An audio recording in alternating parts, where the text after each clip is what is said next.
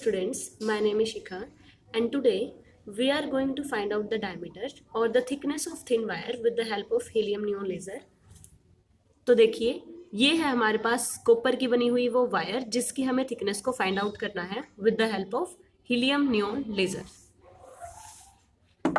और इसके लिए जो एक्सपेरिमेंटल अरेंजमेंट हम यूज करने वाले हैं वो हम अपने डायग्राम की हेल्प से देख लेते हैं। सबसे पहले हमारे पास हीलियम नियॉन लेजर लाइट होती है जिसमें से रेड कलर की लाइट एमिट हो रही होती है और उसके आगे कुछ पर्टिकुलर डिस्टेंस पे हम अपनी उस थिन वायर को प्लेस कर देते हैं जिसकी हमें थिकनेस निकालनी होती है। This is the laser light. और इसके सामने रखते हैं अपनी स्क्रीन जो कि कोई वॉल भी हो सकती है ताकि हम पैटर्न्स को ऑब्जर्व कर पाएं या फिर उनको नोट कर पाएं। तो यहाँ फिनोमेना क्या यूज होता है, जैसे ही लेजर लाइट इस थिन वायर पे फॉल करती है तो डायफ्रैक्शन की कंडीशन सेटिस्फाई होने की वजह से हमें डायफ्रैक्शन पैटर्न ऑब्जर्व होते हैं। और डायफ्रैक्शन की कंडीशन क्या होती है कि अगर इनकमिंग लाइट की वेवलेंथ और ऑब्स्टेकल का साइज कंपैरेबल हो जाए, यानी कि इस लेजर लाइट की वेवलेंथ और इस वायर का जो डायमीटर है अगर वो कंपैरेबल हो जाए तो डायफ्रैक्शन की कंडीशन सेटिस्फाई हो जाती है और हमें डायफ्रैक्शन पैटर्न ऑब्जर्व होता है इस स्क्रीन पे। तो डायफ्रैक्शन पैटर्न हमें किस तरीके से ऑब्जर्व होता है, हमें कुछ इस तरीके से फ्रिंजेस मिलती हैं, बीच में सेंट्रल मैक्सिमा और उसके बाद हमें मिलेंगे कंसेक्यूटिव मैनर में मैक्सिमा और मिनिमा, जिनको हम सेकेंडरी टर्शरी ऐसे करके डिफाइन करते हैं। हमें पता है कि डायफ्रैक्शन के केस में जो सेंट्रल मैक्सिमा होता है, सेंट्रल मैक्सिमा उसकी इंटेंसिटी मैक्सिमम है होती है और दोनों ही साइड्स में इंटेंसिटी गोज ऑन डिक्रीजिंग। तो हमें डायफ्रैक्शन पैटर्न में देखते ही पता चल जाता है कि सबसे ब्राइट वाली जो फ्रिंज है वही हमारी सेंट्रल मैक्सिमा होती है, उसी को हमें सेंटर मान के चलना होता है और वहीं से डायफ्रैक्शन पैटर्न को नोट करना होता है। कुछ नोट करनी होती है fringes towards the right side और कुछ फ्रिंजेस नोट करनी होती है टुवर्ड्स द लेफ्ट साइड। तो थिकनेस निकालने के लिए जो फॉर्मूला हम यूज करने वाले हैं that is wavelength of the light is given by beta small D upon capital D, where beta is the fringe width,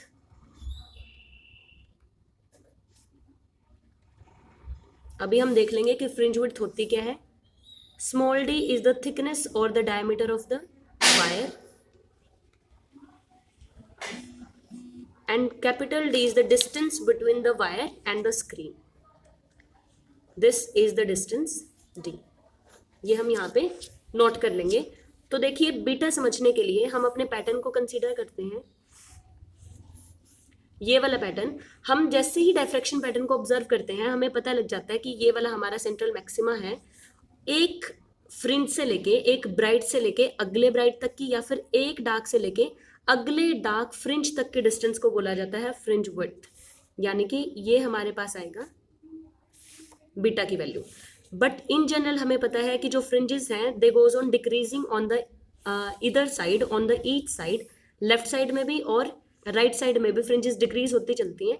तो इन जनरल हम सिर्फ एक ही बीटा को नहीं कैलकुलेट करते, हम कई सारे बीटा लेते हैं और उनका एवरेज आउट फाइंड करते हैं। फॉर एग्जाम्पल जैसे मैंने क्या किया, सेंटर वाली फ्रिंज के दो पैटर्न इस साइड ले लिए और दो पैटर्न इस साइड ऑब्जर्व कर लिए और यहाँ से लेके यहाँ तक के बीटा मैं फाइंड आउट कर रही हूँ। तो हमारे पास टोटल बीटा आएंगे 1, 2, 3 एंड 4 और इन्हें हम स्केल की हेल्प से निकाल लेंगे 4 बीटा को और यहाँ से हम अपना बीटा कैलकुलेट कर सकते हैं। This is the fringe width जो कि हम अपने एक्सपेरिमेंट से करने वाले हैं। तो वहाँ से हमें बीटा की वैल्यू पता लग जाएगी। स्मॉल डी हमें निकालना ही है। This is the wavelength of the laser light जो कि हमें नॉन होती है। We know that the standard value of the wavelength of laser light is 6328 angstrom, यानी कि 6.328 into 10 raised to a minus 5 centimeter. We know that angstrom is equal to 10 raised to a minus 10 meter. तो यहाँ से हमारे पास small D का formula बना lambda into capital D upon beta. ये हमें ऑलरेडी नॉन है। हमें अपने एक्सपेरिमेंट की हेल्प से बीटा यानी कि फ्रिंज विड्थ और कैपिटल डी यानी कि distance between the wire and screen जो कि हम मीटर टेप की हेल्प से कैलकुलेट कर सकते हैं।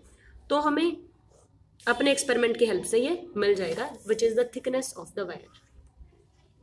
So this is our experimental arrangement, जिसमें सबसे पहले हम रखते हैं हीलियम नियॉन लेजर, जिसमें से देखिए रेड कलर की लाइट इसमें से एमिट आउट हो रही है। इसके सामने हमने अपनी रखी है थिन वायर की अरेंजमेंट, जिसके सेंटर में हमने अपनी थिन वायर को प्लेस किया है, अटैच किया है, और इसके बिल्कुल सामने कुछ मीटर की डिस्टेंस पे, लगभग 2-3 मीटर की डिस्टेंस पे हमने रखी है अपने स्क्रीन, जिसपे हम अपने डायफ्रेक्शन पैटर्न को ऑब्जर्व करने वाले हैं। So this is our diffraction pattern, जिसे हमें अपने ट्रेसिंग पेपर पे नोट करना है। तो देखिए ये है मेरे पास ट्रेसिंग पेपर, हमें इस पे पेंसिल या पेन की हेल्प से ट्रेसिंग पेपर पे नोट करना है अपने डायफ्रेक्शन पैटर्न को। और जैसा कि हम अपने पैटर्न में क्लियरली ऑब्जर्व कर सकते हैं, ये वाला जो फ्रिंज है, जो हमारे पास ये फ्रिंज आ रही है, ये मैक्सिमम इंटेंसिटी की है, यानी कि सेंट्रल मैक्सिमा है। और इसके दोनों साइड जो फ्रिंजेस हम ऑब्जर्व कर रहे हैं, they are of decreasing intensity, यानी कि हमें सेकेंडरी मिनिमा और मैक्सिमा मिलते जा रहे हैं, यानी कि ये हमें डायफ्रेक्शन पैटर्न ऑब्जर्व हो रहे हैं। यहीं से हम ट्रेसेस को ऑब्जर्व करके बीटा को फाइंड आउट करने वाले हैं। So this is our diffraction pattern which is traced on the tracing paper. For calculation of capital D, हमें वायर के सेंटर से लेके, मतलब इस पॉइंट से लेके स्क्रीन तक की डिस्टेंस को नोट करना है with the help of metre tape.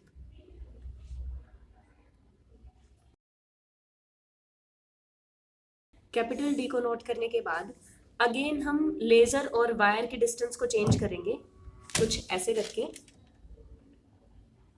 थोड़ी सी डिस्टेंस चेंज करने के बाद फिर से वायर को लेजर के आगे फोकस करेंगे with the help of this screw और दिस स्क्रू, और फिर से डायफ्रेक्शन पैटर्न को ऑब्जर्व करेंगे, बीटा 2 की वैल्यू निकालेंगे, और इन द सेम मैनर हम यहाँ से लेके स्क्रीन तक की डिस्टेंस को कैलकुलेट करेंगे, जो कि हमें वैल्यू देगा D2 की।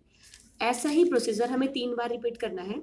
फर्स्ट में बीटा 1 D1 कैलकुलेट करने हैं, सेकंड में बीटा 2 और D2, और एग्जैक्टली सेम केस में हम फिर से डिस्टेंस को चेंज करेंगे और वैल्यू फाइंड आउट करेंगे बीटा 3 की पैटर्न की हेल्प से, और यहाँ से मीटर टेप से निकालेंगे D3। These are the diffraction pattern drawn on the tracing paper. This is the first pattern, this is the second, and this one is the third pattern.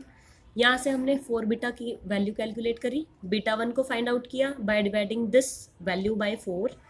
Similar way में हमने beta 2 को find out किया और beta 3 को, और साथ साथ में हमने इनकी डिस्टेंस भी नोट करी थी, जो कि हमारे वाले केस में आई थी 270, 259 और 247 सेंटीमीटर। तो फर्स्ट कॉलम में है हमारे पास वेवलेंथ ऑफ द लेज़र, जो कि हर एक केस में कांस्टेंट होने वाली है। उसके बाद वाले कॉलम में हमने पुट किया है कैपिटल डी को, ये वाली वैल्यूज़। फिर हमने 4 बीटा निकाला, जिसको मैंने पैरामीटर x का नाम दिया, ये वाली वैल्यूज़, और बीटा हमने कैलकुलेट कर लिया। ये सारा काम हम ऑलरेडी कर चुके हैं ऑन द ट्रेसिंग पेपर। सिर्फ हमें क्या करना है, इन तीनों वैल्यूज़ को, लैम्डा, बीटा और कैपिटल डी की वैल्यूज़ को इस फॉर्मूले में पुट करना है, और थिकनेस ऑफ द वायर यानी कि स्मॉल डी को फाइंड आउट करना है। तो अलग अलग केसेस में हमारी वैल्यूज़ आई, ये वाली राउंड ऑफ करके हमने इसे लिख दिया 0.018, नेक्स्ट वाले केस में भी और थर्ड वाले केस में भी। तो अगर मुझे मीन डायमीटर या फिर mean thickness of the wire निकालनी है, that is equal to D1 plus D2 plus D3 by 3। तो हमारे पास mean value of the wire आई एक्सपेरिमेंटली 0.018 सेंटीमीटर। अब हमें इसी थिकनेस को वेरीफाई करना है with the help of screw gauge. तो देखिए ये हमारे पास स्क्रू गेज है, जिसमें मैंने उसी वायर को इंसर्ट किया है जिसका हमने डायफ्रेक्शन पैटर्न ऑब्जर्व किया था। स्क्रू गेज से रीडिंग लेना हमने अपनी प्रीवियस वीडियोस में सीखा हुआ है, उस वीडियो का लिंक आपको डिस्क्रिप्शन बॉक्स में मिल जाएगा। यहाँ पे मैं अपने स्क्रू गेज की हेल्प से जो रीडिंग है उसको डायरेक्टली लिख रही हूँ। तो स्क्रू गेज की रीडिंग जब हम लिखते हैं वायर की, तो हमारे पास फाइनल रीडिंग इज 0.01 सेंटीमीटर। तो इस वैल्यू को हम थ्योरेटिकल वैल्यू लेके चलते हैं, और ये वाली वैल्यू हमारे पास आई एक्सपेरिमेंटल। सो परसेंटेज एरर को फाइंड आउट करने के लिए हम इस थ्योरेटिकल और इस एक्सपेरिमेंटल वैल्यू का यूज़ करने वाले हैं। Percentage error is defined as theoretical value minus experimental value divided by the theoretical value, जो कि हमारी एक्चुअल वैल्यू होती है। तो यहाँ से हमारा जो परसेंटेज एरर आएगा, that is mod of 0.017 minus 0.018 divided by 0.017. The percentage error is approximately 6%. So by using this method, we have found the thickness, or we can say the diameter of thin wire using helium neon laser, which is approximately equal to 0.02 centimeter. This is all about the diameter or the thickness of thin wire using diffraction pattern with the help of helium neon laser. If you like this video, like and share this video and subscribe our channel. Thank you.